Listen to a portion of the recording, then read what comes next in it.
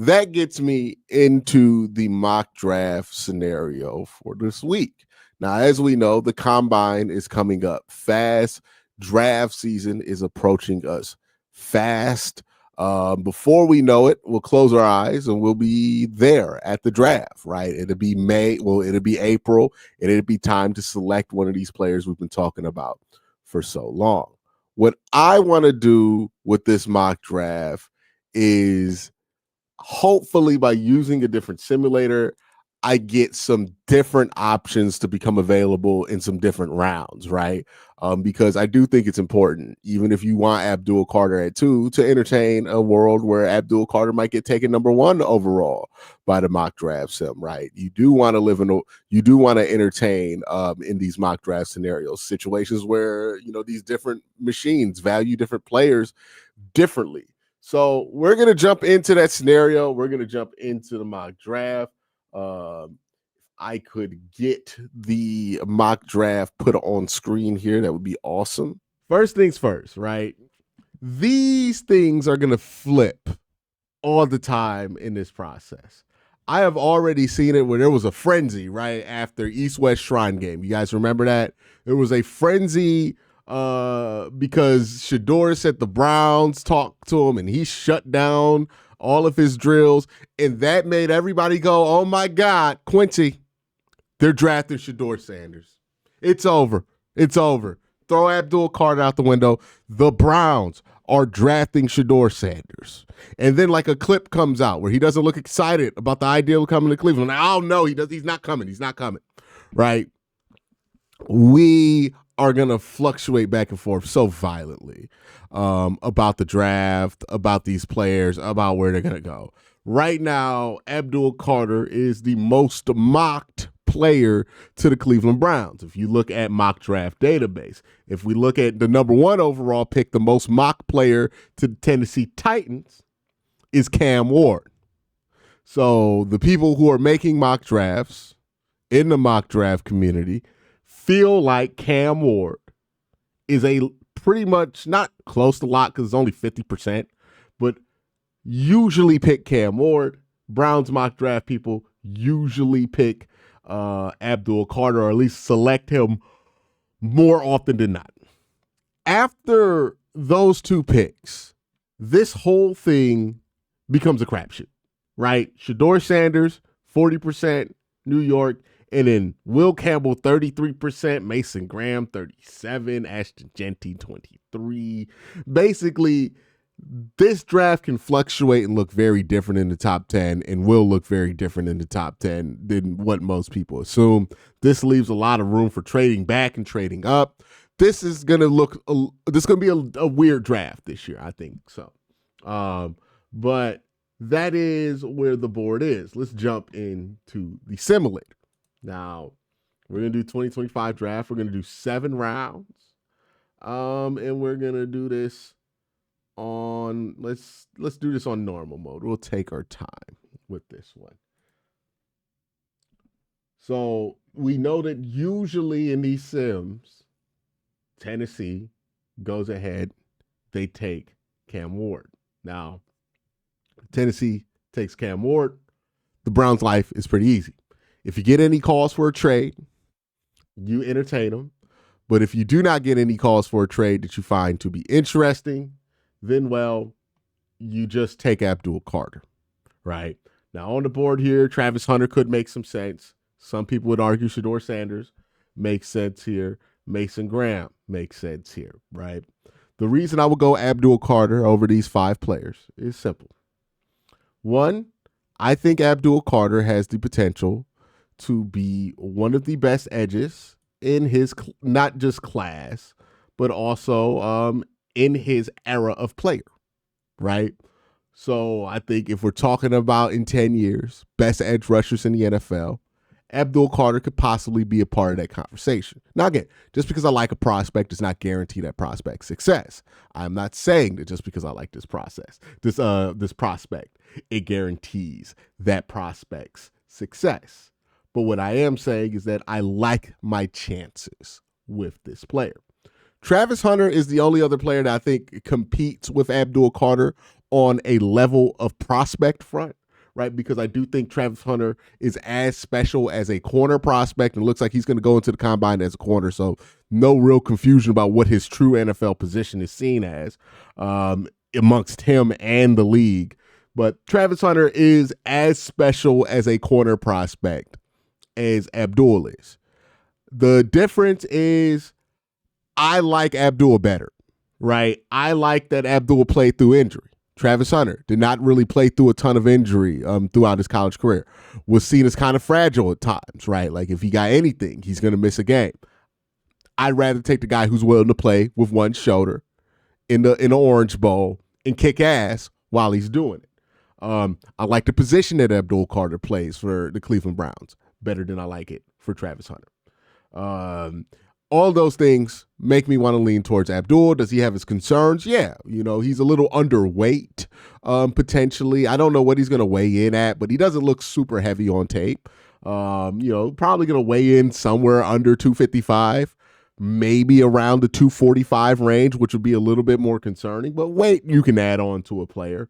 But the bend, the explosiveness, the hands, the ability to learn and adapt, the fact that he got this good at edge rusher in the Big Ten versus some of the best, like went up against some of the best competition in college football, came out of it looking great. Abdul Carter is as solid as an edge prospect as you can get here. So if you got to take him at 2, you take him at 2 gladly. So I'm going to take Abdul Carter here too. Now, in this scenario, Travis Hunter slid almost out the top 10, which I find a bit surprising.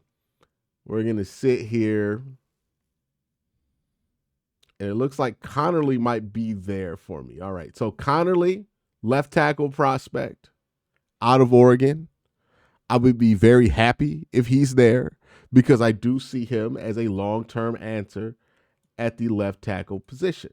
Now, do I think Josh Connerly would be one of the best left tackles in the NFL? No. But do I think Josh Connerly can have a nice, long, very solid career as a professional left tackle in football? I absolutely do believe that. So that would be somebody who's intriguing to me. There's a positional fit. I think the value at 33 matches up. But there are some other players here that you would want to look at. Jihad Campbell. A lot of people really high on him. Playmaking linebacker out of Alabama. You can call him the heart of Alabama's defense. One of these Swiss Army knife prospects who can really do anything. Dominant player. I don't blame anybody for looking at that and saying, hey, man, you got to consider Jihad Campbell. Derek Harmon. I'm not as big of a fan of him as others. Tyleik Williams, somebody you will want to consider here, right? Let's look at it positionally. Because you got Elik Ayamaner, who I have a first-round grade on. I would have to consider him at 33, especially for a team that needs a wide receiver. Now, with the Browns, I do think it's interesting when we talk about wide receiver.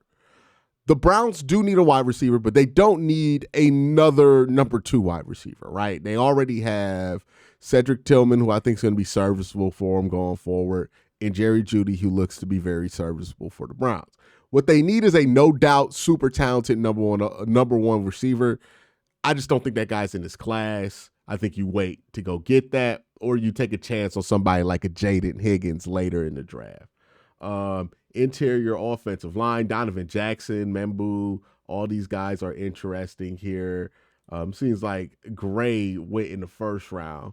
Linebacker, we just talked about Jihad Campbell. Quarterback wise, there will be nothing here that'll be interesting to me. Tight ends, Harold Fannin Jr., Elijah Arroyo, Gunnar Helm, Terrence Ferguson, all these guys, very interesting. D-line, we talked about these guys. Deion Walker, another guy who you would be interested in taking this early. Jahdae Barron is there, who would be somebody you would consider. Running back wise, you got Amarion Hampton, Travion Henderson, Quinshawn Junkins, Caleb Johnson, just the bevy of running backs here. Tackles, there's Josh Connerly. You feel a little iffy about Connor Williams. And then we're all the way down to like Anthony Belton and Emory Jones. So I don't think there's a lot after the first tackle available right now. Edge, similar story. Plus you just took an edge, number 1 overall. I'm going to do what I feel like is going to build the best team possible, right? We talk about doing what Philadelphia did. Well, a way to do what Philadelphia did is to try to build the best team possible. What did the Kansas City Chiefs fail to do?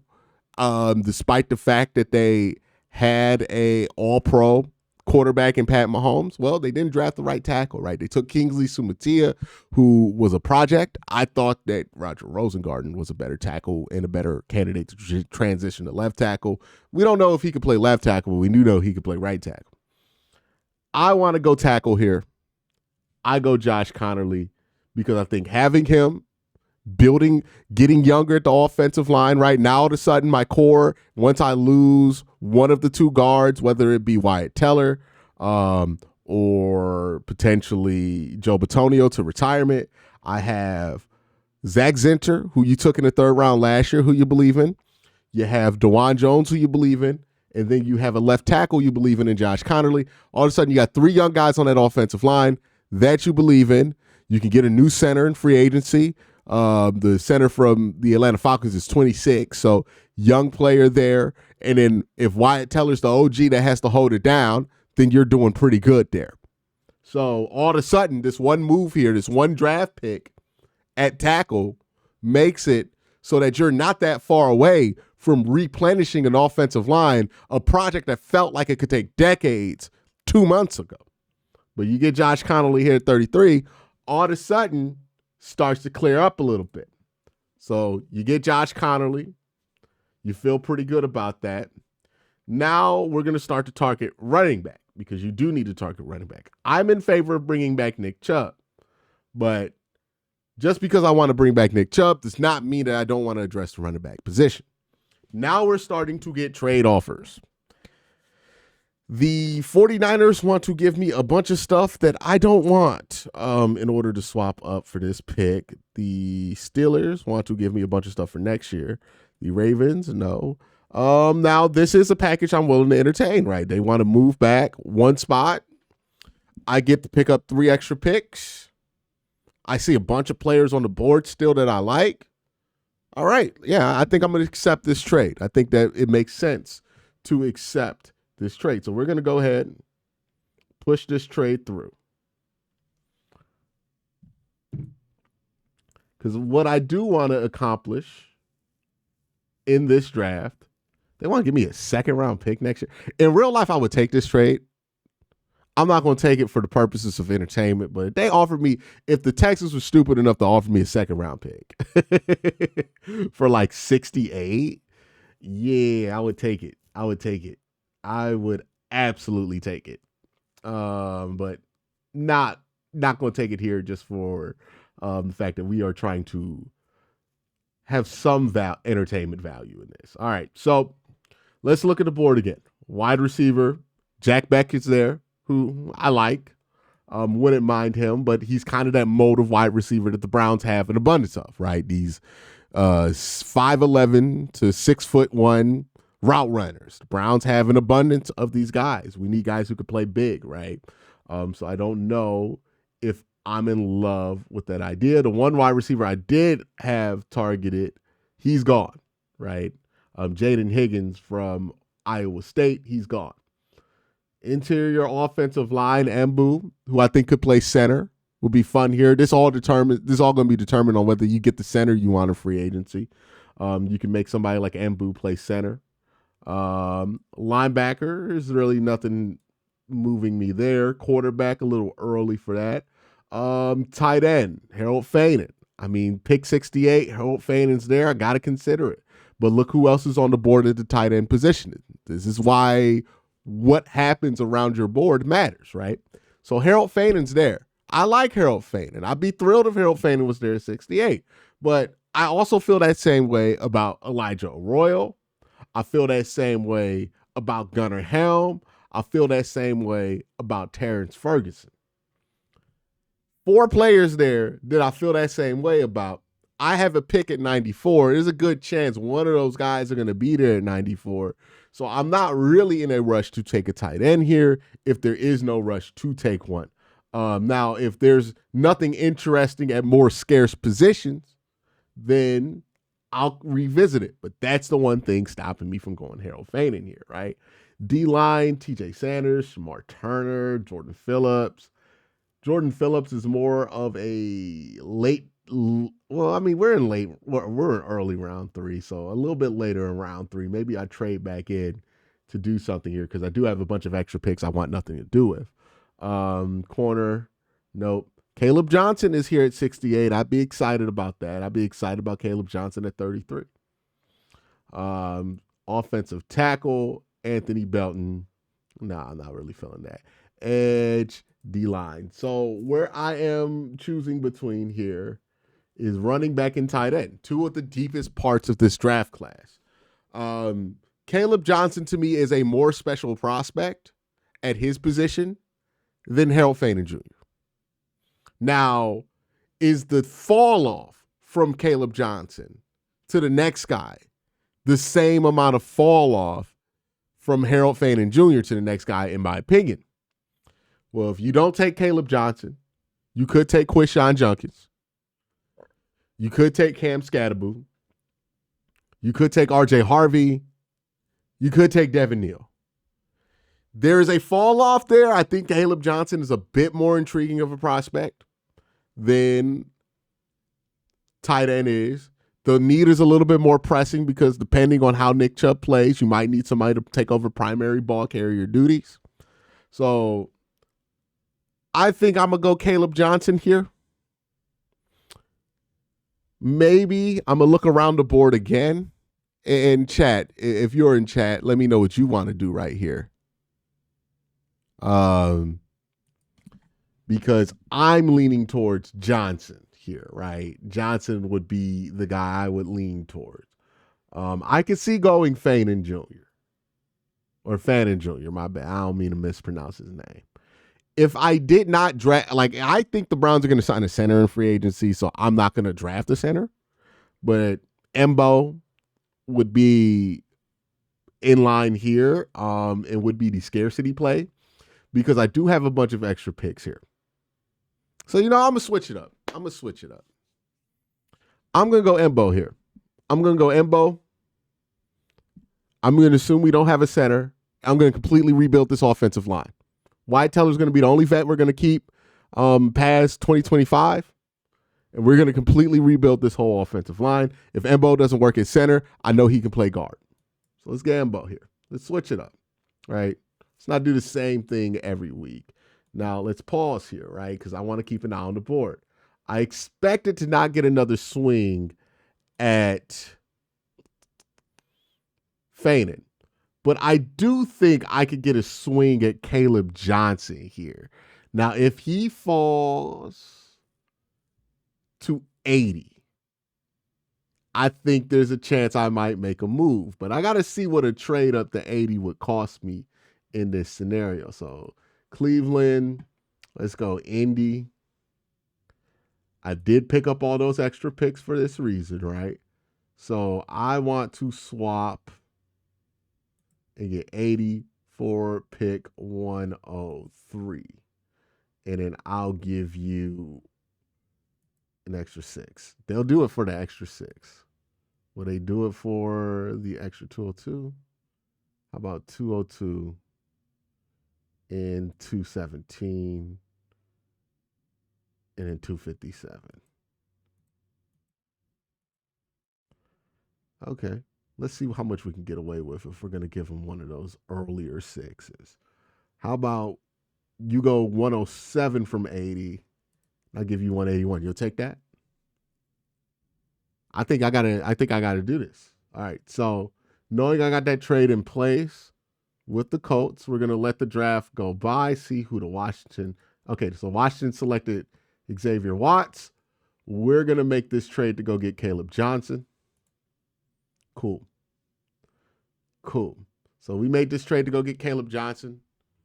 And we're gonna take Caleb Johnson here. And now we're going to keep an eye on quarterback. If Will Howard is here at 93, I'm going to go Will Howard. But yeah, we're going to take Caleb Johnson here. Oh, Howard's already gone. So yeah, I'm not even going to consider even trading up. All right. So Howard's gone. So the one guy that I thought I might want to go at quarterback with. He went. So we're at pick 94. No Howard. With somebody doesn't like Caleb Johnson. Is that why somebody's saying the draft got ruined? But I got Embo. So I got center for the future or guard for the future in Embo. Josh Connolly, tackle for the future. Edge of the future. Running back possibly of the future. And Caleb Johnson. All right. So I could still get Cam Scatterboo here. RJ Harvey, Devin Neal, Jordan James. Like, there's just a bunch of names here I could go at running back.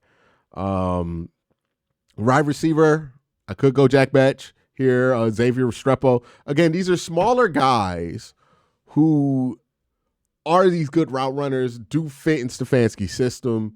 It might make sense to take here. So he's somebody that I'm going to look at. We're looking at interior guys. Charles Grant is interesting to me. I think Miles Frazier is interesting to me. Not right now, but a little bit interesting. Willie Lampkin, I think he's interesting to me as well. Linebacker-wise, Chris Paul Jr. is somebody I could be interested in going here. Let me go highlight Kobe King because I know it's going to come in play later. Quarterback-wise, I'm going to be honest. I'm not looking at if Will Howard's the only quarterback I'm willing to do round 3. If I can't do Will Howard round 3, then I'm probably just gonna not take a serious stab at quarterback this year. So that's where I'd be at. Tight end, Gunnar Helm, certainly interesting. Terrence Ferguson, Jake Bryanstone. I think Jackson Halls is interesting. Where's my guy from Iowa? We got defensive line Jordan Phillips. I think he's interesting. CJ West, not here, but interesting. Ty Hamilton. Right. And we got corners. Not really interested in corner. Running back, almost everybody here. Belton, even though I took a corner already. I thought Trapullo was interesting too. Jalen Rivers, I thought he had a good Senior Bowl. Right, and then edges, interior defensive line guys. All right, so CJ West is somebody I'm going to do early day 3, not necessarily right now. I'm leaning towards the wide receiver. Can anybody talk me out of getting a wide receiver here? Can anybody talk me out of a wide receiver? If you're not watching this live, I'm talking to the chat right now. Make sure if you have not watched me live on the OBR that you check it out. Someone says Taylor Helm. You need a tight end to block later. Get your receiving tight end now. So you're saying Mason Taylor, Gunnar Helm. Yeah. I feel like tight end, another tight end, especially with Njoku's future being in question, given his age and where the timetable the Browns seem to be on. I think a tight end makes sense here. I would prefer Helm. I haven't watched a ton of Mason Taylor, so it's not because I'm not a fan of Mason. I'm more familiar with Helm. I'm going to take the player I'm more familiar with. So yeah, I think I would go Helm here. Helm or because here's the thing about not taking a wide receiver right now. If I don't take Jack, I don't think I draft a wide receiver. If I don't take Gunnar Helm here, I know I can get a. So yeah, I'm gonna go Jack here. I'm gonna go Jack, and then I'm gonna hope that at 103, at least one of the tight ends I like is there. Yeah, so I'm gonna go Jack here. I need to get a wide receiver. Let's get a wide receiver. All right, so let me look at tight end here. We're about 3 picks out. Do I need to move up? I don't think I need to move up. I think I'm definitely going to get either Ferguson or Helm. So I'm going to stick here at 103. Okay, cool. I'm just going to take Helm here. We all in on Helm? Are we helmet heads? Are we all in on Helm? Yeah, let's go Helm. Boom. Boom here. All right. Now let's look at the rest of our draft board. And what I mean by like our picks that we have left. We have taken 6 players. I feel really good. I feel really strong about these 6 selections. Right? Abdul Carter, love that selection. I think we got our edge of the future here. Josh Connerly, love him as a prospect as a tackle. Marcus Ambo, center, definitely could play guard. I think you're going to find some use for him on your offensive line. Caleb Johnson, that's a starting running back to me. Jack Batch, good wide receiver, smart guy. He's going to get first downs for you. Gunnar Helm, smart tight end. So I think I've strengthened the passing game significantly by addressing the offensive line, addressing running back and tight end. Like I think we have fully addressed the offense here. Maybe we can get another running back. I think that would make some sense. But overall, I'm pretty happy with the upgrades to the offense that we have made so far. Excuse me. So I'm feeling pretty good here. The problem that I have is that I've made 6 selections. I have 1, 2, 3, 4, 5, 6, 7 left. I got 13 selections. I got room for maybe 10 more players, maybe 12 more players at the most. But I'm not going to really have use for these last 3 selections. So what I think I want to do is monitor this board and really take a look at running back, right? Because when I look at running back, I see RJ Harvey, somebody that I want as a third down back. He's still available early in the 4th. Devin Neal, Jordan James, Trevor Etienne's the one. I don't know what his off the field stuff is, but Trevor Etienne is somebody. Brashad Smith right here. I want to get a third down back. But I also want to get Jordan Phillips, right? So I'm going to see if there's any way I could slip back into this 4th round, sacrifice some of these picks on the back end, and still keep 165 and 182. I'll sacrifice 194, 202. I'll sacrifice these other picks, but I want to get Jordan Phillips. Let's address the defensive line, add another good player there. Because CJ West just went. I feel like there's about to be a run. Let's see what the price is right now to get into like 111 if I want to make a trade. So that is where my mind is if you're wondering what it is that I am trying to negotiate with the New Orleans Saints. So 111, have them move back to 165. It's going to be tough sell. Now they do have 130, which is also in the 4th, which might come in to be important later.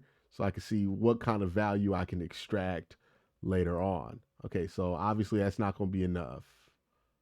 But maybe 202 could move them. Okay, so they're not moving off 111 for cheap. What about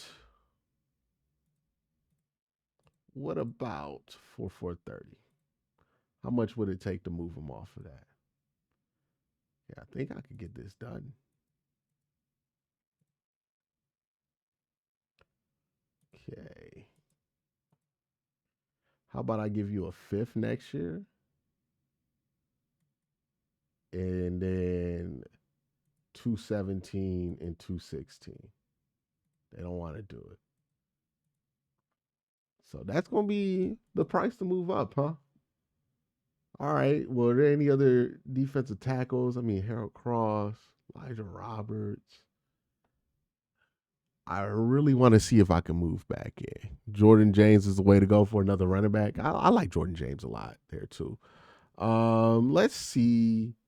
Let's see if we can find a trade we like. I still want to hunt for a trade that we like. What about Arizona? Let's go Arizona. They have 114. They don't have a lot of picks left, so they might not be willing. They might want to take some extra picks, actually. So maybe these picks have extra value to them. Yeah, I think they might be willing to move here.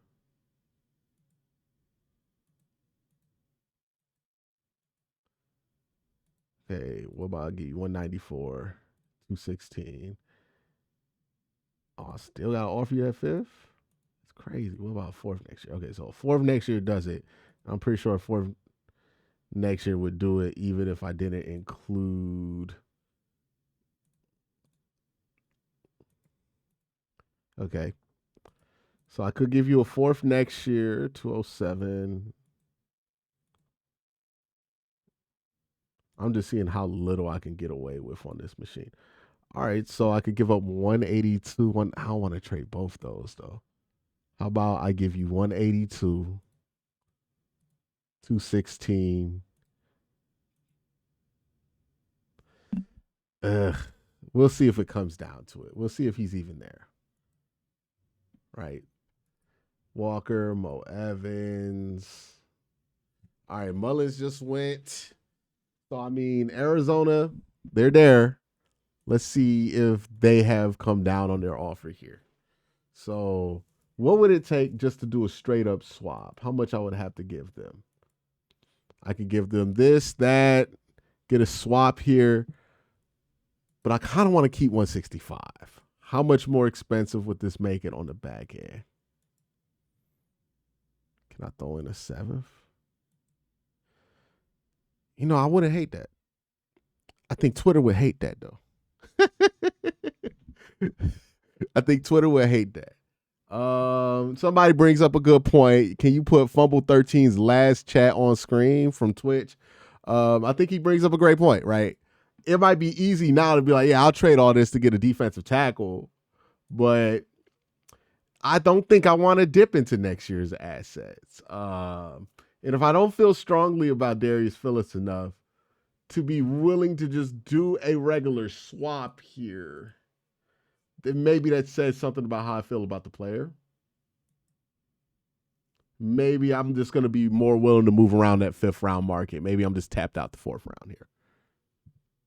Yeah, so I think I'm gonna let it slide. Just see how the board falls. I'm probably gonna lose the guy here.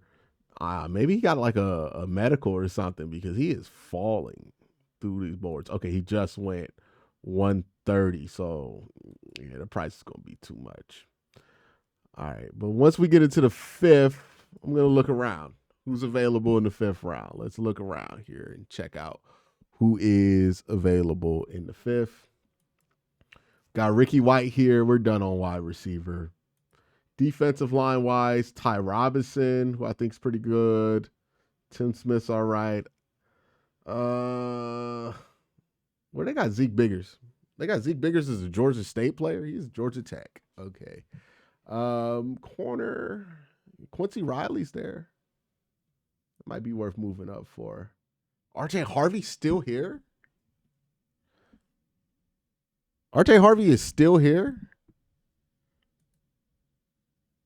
All right. Yeah, if RJ Harvey's still there. If he's still there, let's see where I'm at, 165, I'll move up a good amount of spots to get RJ Harvey here. So if he's still up here at like 144, let's see what the price for that's going to be to get 144. I always forget that the Raiders are no longer in Oakland. All right, so 144.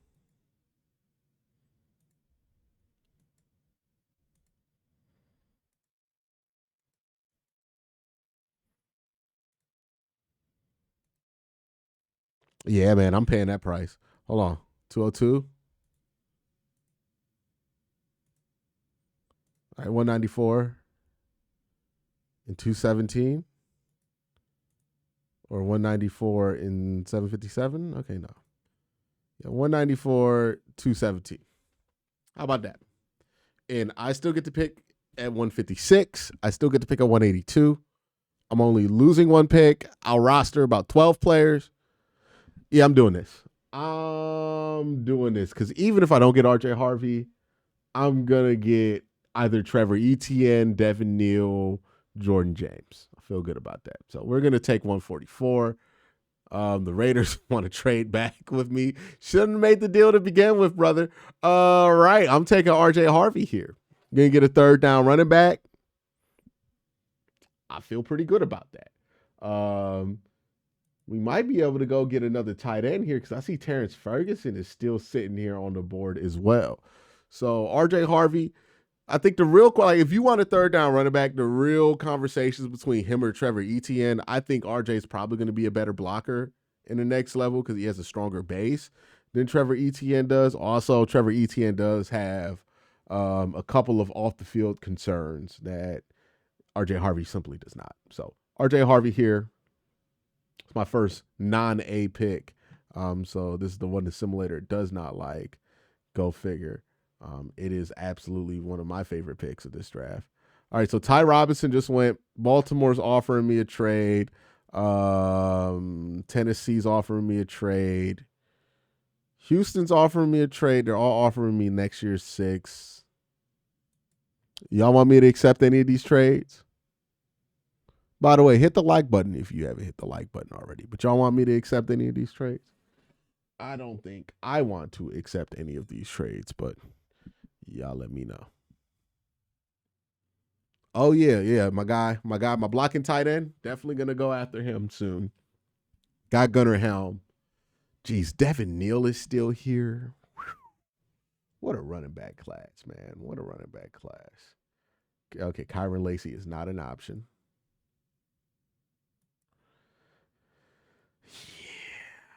Yeah, I think the second, like, I am so tempted to go Terrence Ferguson here because the value. But I got Gunnar Helm at 103. I'm not going to be greedy. Defensive line wise, maybe I go Ty Hamilton. Ooh, Kobe Bryant.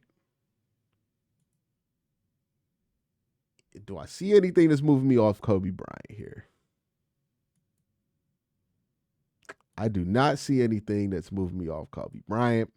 I absolutely take Kobe Bryant. And I attempt to service this defense at all 3 levels. Abdul Carter here.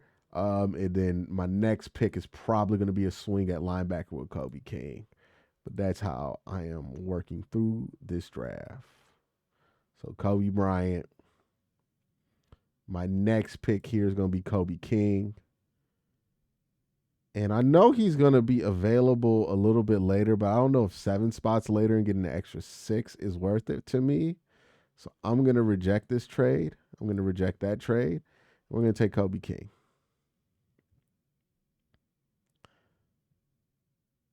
So we got a linebacker for the defense. We got a new corner for the defense. We got a new edge rusher for the defense.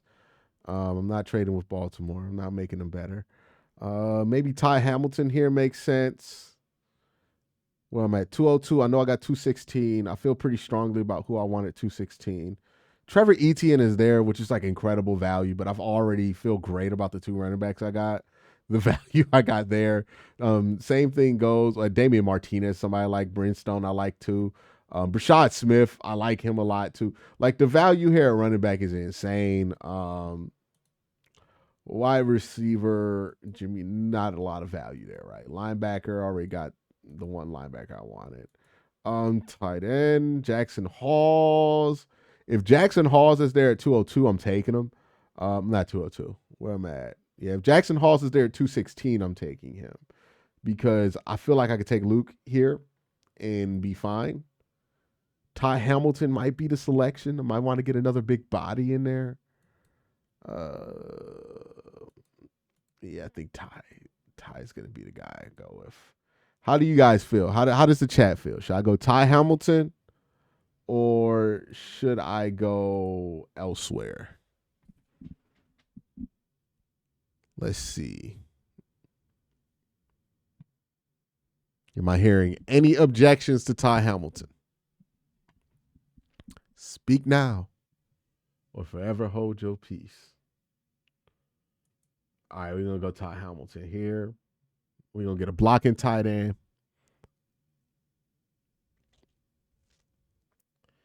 Yeah, let's get Ty Hamilton here. Let's go ahead. Let's get another defensive lineman. All right, and then we're sitting at 216. Jackson Hall's there at 216.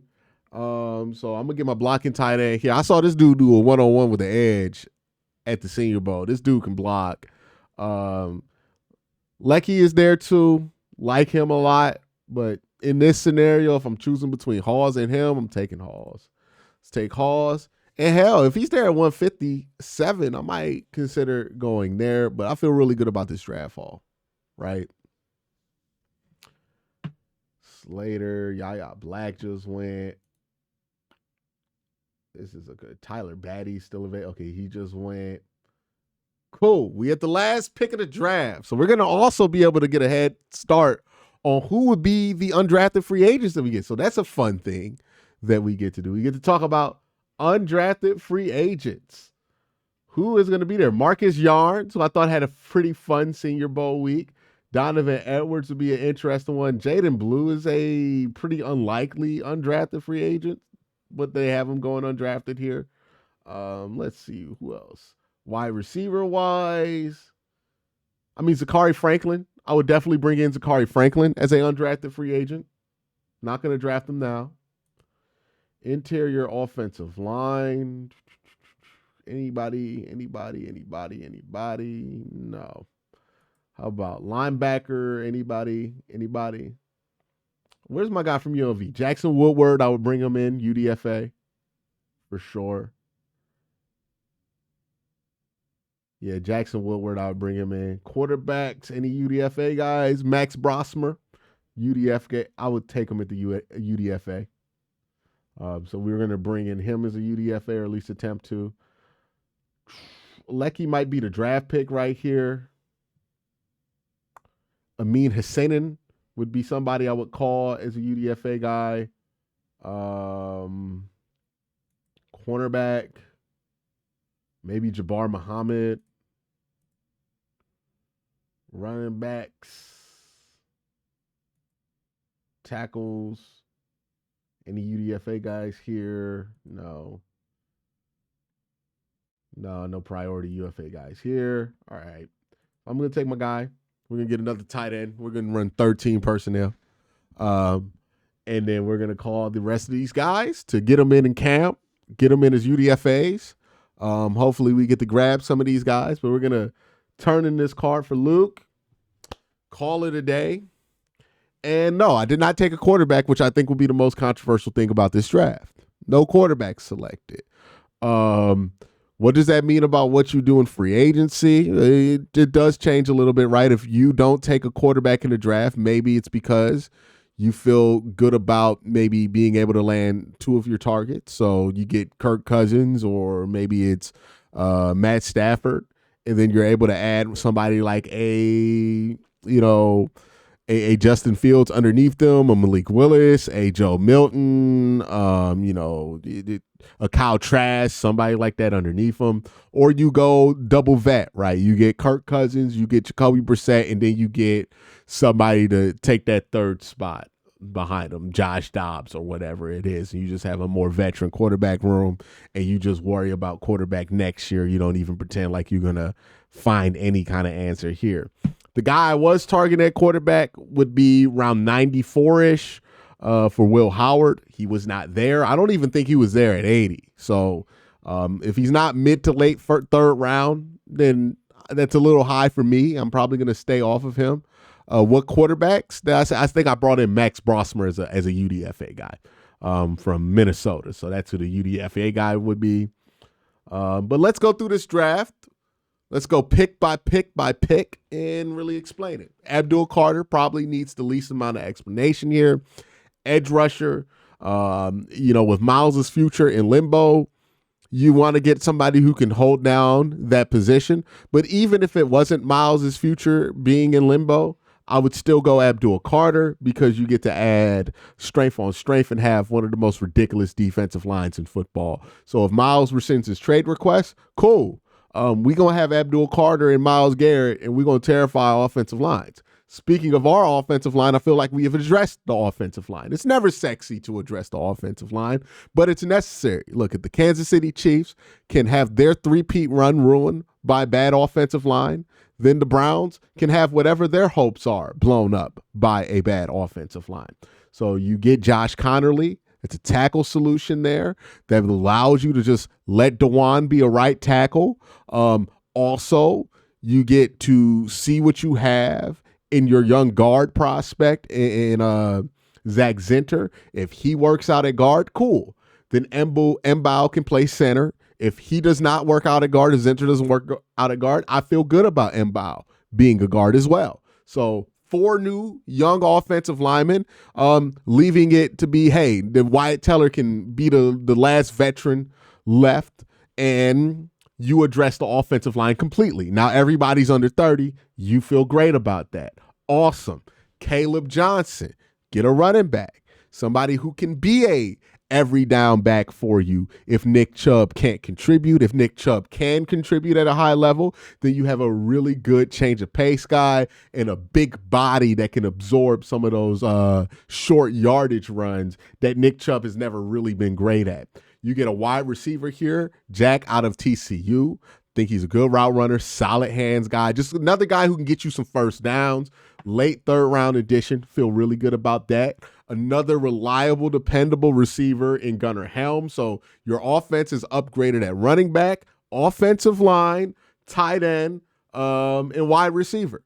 No, you did not get the massive upgrade at quarterback, but if you do get a Kirk Cousins in this offense, I think that's enough to be a little bit better, right? To be a little bit, well, not a little bit, a lot better than you were last year, because the upgraded quarterback is key. But you address the material needs at the quarterback position.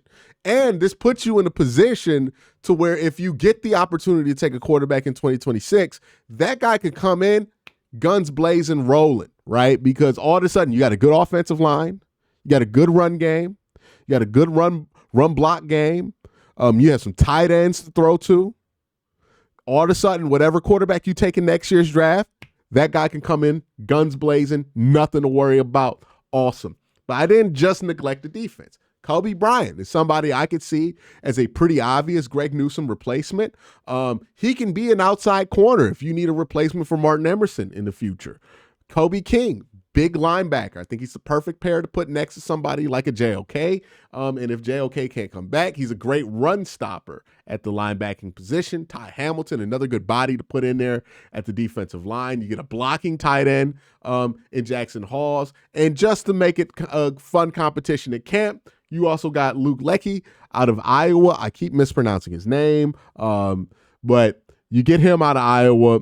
He could be another blocking tight end. I think there's a chance that he could be a gem because he was catching everything at the Senior Bowl. So you just take him, see what happens. Worst case scenario, you have one too many tight ends. That's a good problem to have. So I'm willing to deal with it. But I feel really good about addressing the material needs of both the offense and the defense in this draft class, as well as being able to build towards the future and providing a template of players in combination with what you can get in free agency, what you already got in the draft, what you already got on the roster that could possibly compete in 2025. We'll see how these players turn out, but in this scenario, I feel pretty good about it. Let me know your thoughts down here. So if we could, put the comment